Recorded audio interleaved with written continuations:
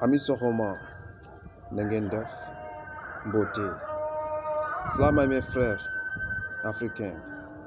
Salam à mes frères afro-américains. Salam à mes frères afro-caribéens. Salam à mes frères afro-européens. Je vais faire une courte vidéo. Je m'appelle Malcolm.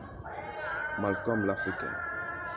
Je vais faire une courte vidéo pour parler du discours du colonel Abdoulaye Maïga, Premier ministre malien, du 24 septembre, lors de la session ordinaire de l'Assemblée générale des Nations Unies. Il a fait un discours de bravouille. Il a parlé avec honneur au nom de toutes les Africains. Colonel, chapeau à vous, respect à vous. Moi aujourd'hui je suis malien, comme beaucoup de jeunes Africains qui sont vraiment contents.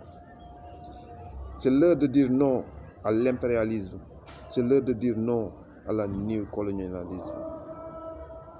Partout en Afrique, les jeunes d'Afrique sont en train de s'éveiller, de s'organiser pour dire non à la néocolonisation.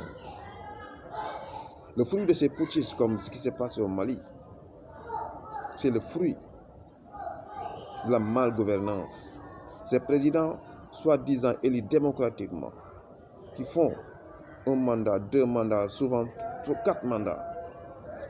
Si les militaires les renversent, les gens disent quelque chose parce que les peuples souffrent, les populations souffrent. C'est la raison pour laquelle ces putschistes-là sont là. Ils ne sont pas là par hasard. C'est le fruit de la malgouvernance. Partout en Afrique, partout dans ces pays-là, vous parlez, il y a des gens qui sont là, qui sont vraiment...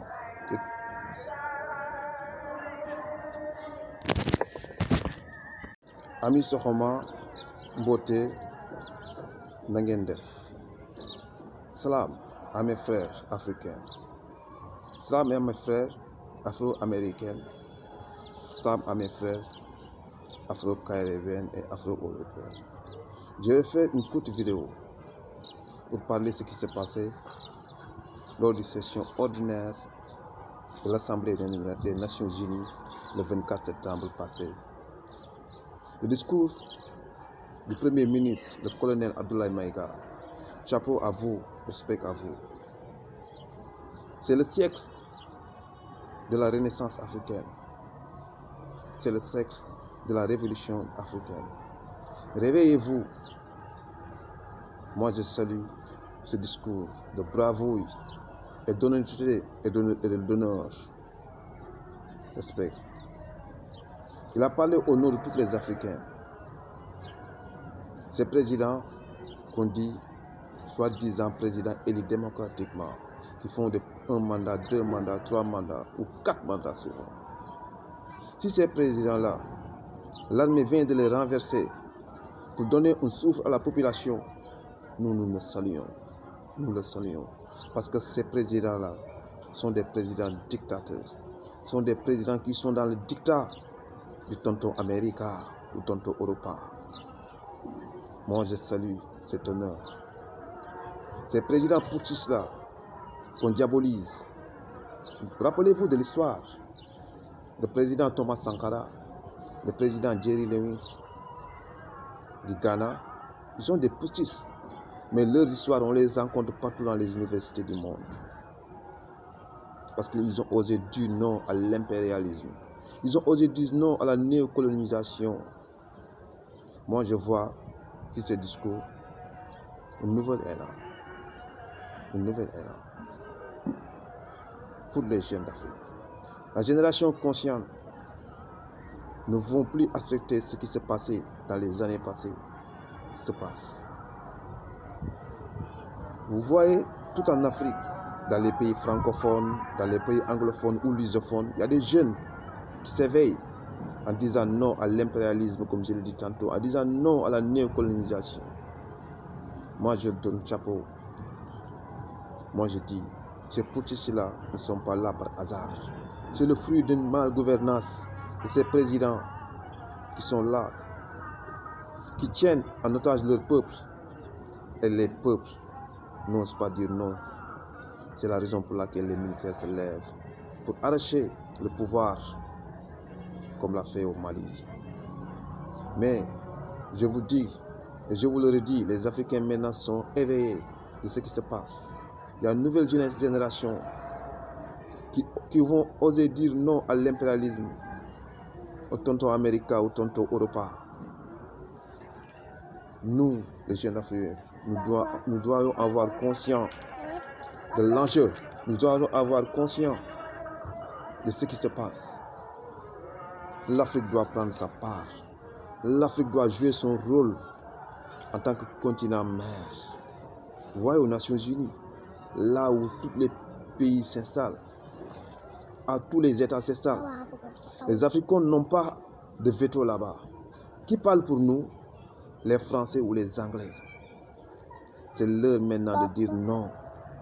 De dire